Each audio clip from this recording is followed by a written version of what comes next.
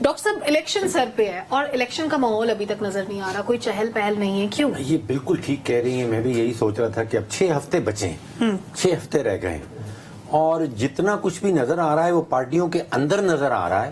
کہیں کزنس کی لڑائی ہو رہی ہے, کہیں کچھ اور ہو رہا ہے, پارٹی ایک دوسرے کے خلاف کچھ نہیں کر رہی. یعنی کہ اس وقت تک شروع ہو جاتا تھا, جلسے جلوس ہوتے تھے, کارنر میٹنگز ہوتی تھیں, بیانیوں کی جنگ ہوتی تھی, ایک دوسرے کے اوپر کیچڑ اچھالا جاتا. ایسا کچھ معاملہ چل نہیں رہا, ہو نہیں رہا.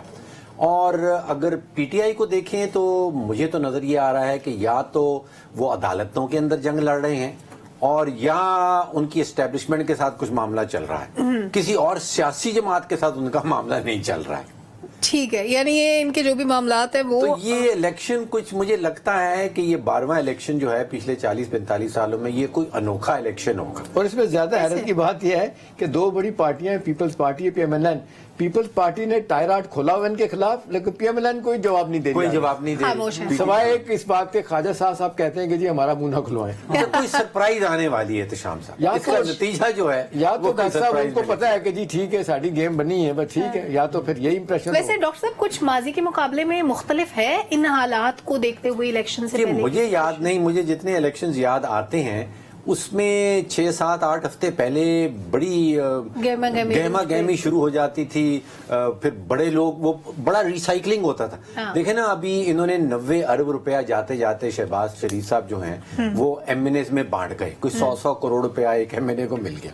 اب وہ بٹنا تھا کہ وہاں پہ پوسٹر چھپنے تھے, دیگیں بننی تھیں, پھر وہ ٹرانسپورٹ کا انتظام ہونا تھا, وہ نہ دیگیں بنتی نظر آ رہی ہیں, نہ کہیں پوسٹر شہروں میں نظر آ رہے ہیں, اور وہ بریانی نان ایسا بھی کچھ نہیں ہے. یہ سارا ریسائیکل ہونے کا جو ہمارے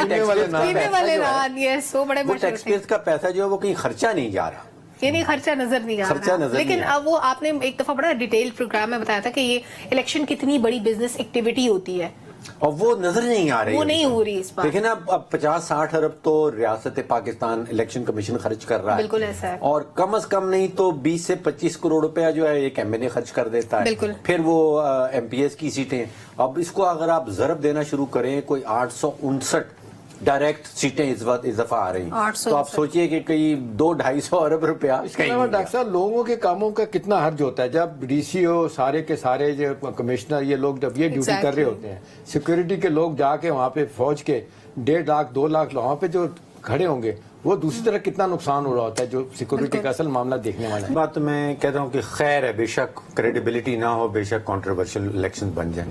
معاملہ یہ ہے کہ پالیسی, اکنامک پالیسی اس کے بعد کیا ہوگی. بے شک آپ کنٹروورشل, ہم نے سارے الیکشن کنٹروورشل دیکھے.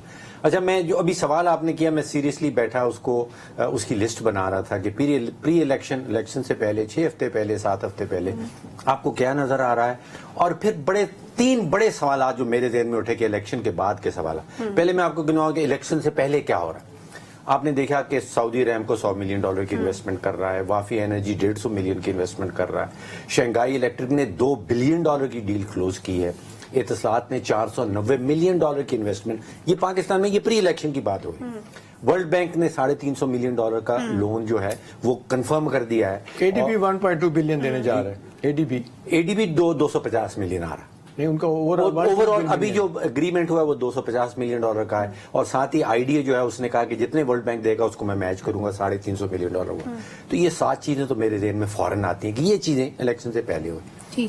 3 سوالات انور صاحب الیکشن کے بعد کے, کہ الیکشن کے بعد جو حکومت آئے گی کیا وہ ترجیح سیاست کو دے گی یا معیشت کو دے گی, ویری امپورٹنٹ.